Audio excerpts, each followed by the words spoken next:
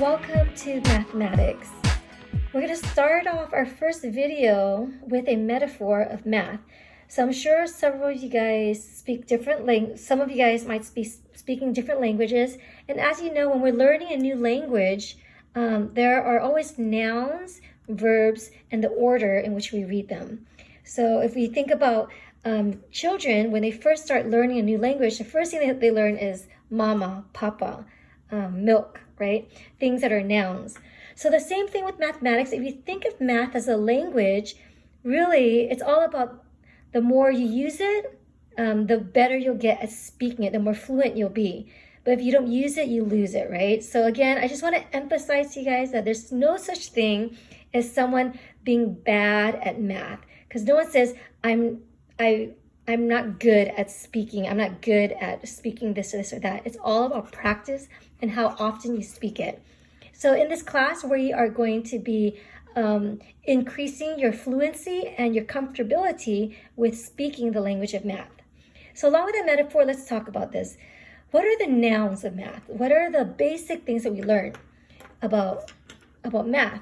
So some of the nouns of math, some of the nouns of math are things like the numbers, right? So the numbers are nouns, right? And the numbers, we call them, there's a type of number, we call them real numbers. And that's what we're gonna start off with in this class, talking about real numbers. And you might be wondering, well, what are real numbers? What else is there besides real numbers? Well, there's imaginary numbers, which is something we'll cover later on, or they call them complex numbers. Complex or imaginary numbers. So we'll talk about real numbers in a second. Complex numbers are numbers that are imaginary, and we'll talk about that towards the end of this class. The nouns of mathematics are not just numbers, but also variables. Variables like the letter X, Y, Z, etc.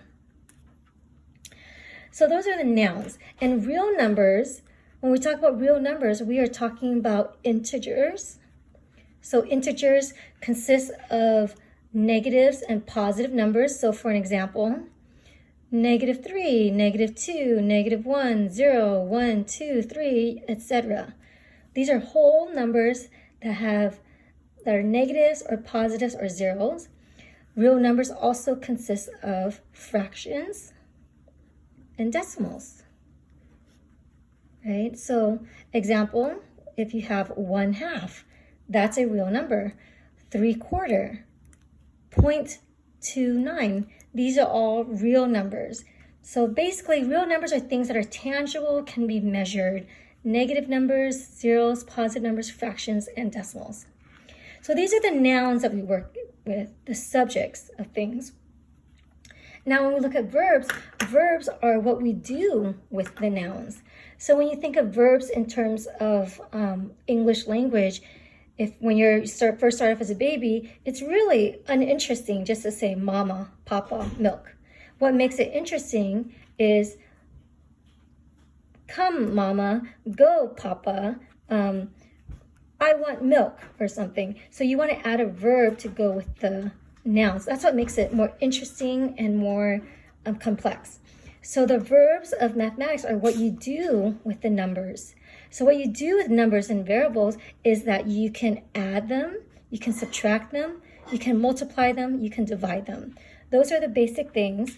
But on top of that, we also do exponents, we also do radicals, we also do absolute value, etc. So there's a lot of other things besides these basic operations. All right, and then the last thing we learn is the order in which we say things. So the English language, we read things from left to right. When you speak English, you say the pretty cat, right? You say the adjective first, and then you say the noun.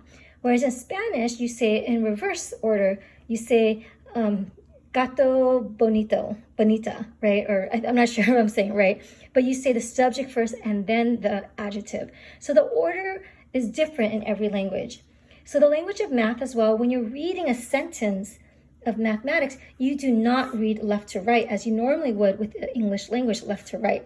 The order of mathematics that you read it, so for an example, we're going to be going through this worksheet here. When you see a sentence like this, you don't read it left to right. You don't do things left to right. Instead, you are going to do it in order that is often called PEMDAS. And that order, the PEMDAS acronym, stands for P for parentheses, or brackets, or absolute value. These are grouping types of symbols. The next thing you do is E for exponents. So whenever you see exponents, you do that next. M is, and I should say exponents or radicals as well. M is for multiplication. D is for division. A is for addition. And S is for subtraction. The only caveat I would add to this is multiplication and division are considered the same operation. So with these, you just do this from left to right. So if you see multiplication and division, you do it from left to right. It doesn't mean that you do multiplication first. It just means whichever one you see first is done left to right because they're considered the same operation. Same thing with addition and subtraction. It's done from left to right. And that's because when you're subtracting something, it really means you're adding its opposite. So when you're dividing something, you're basically multiplying by its reciprocal. So it's considered the same operation, just done left to right.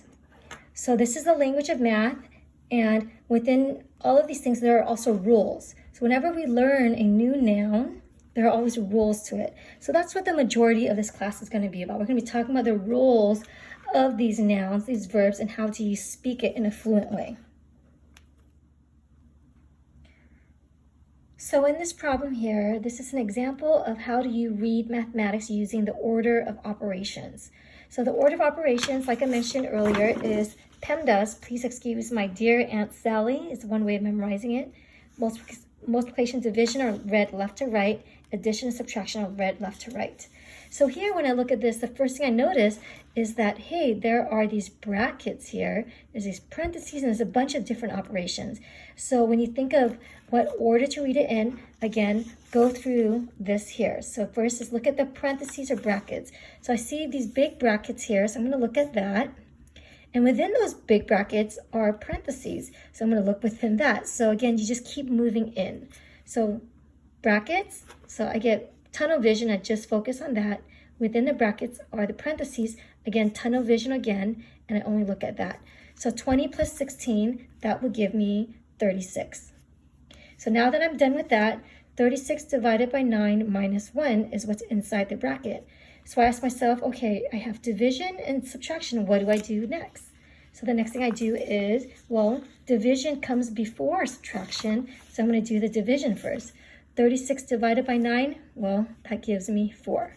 So 4 minus 1, well, that gives me 3. So as you can see, as we just follow along the orders, we'll be able to narrow it down quickly. So now I am left with 2 times, and what this whole thing became is 3. And therefore the answer is 6.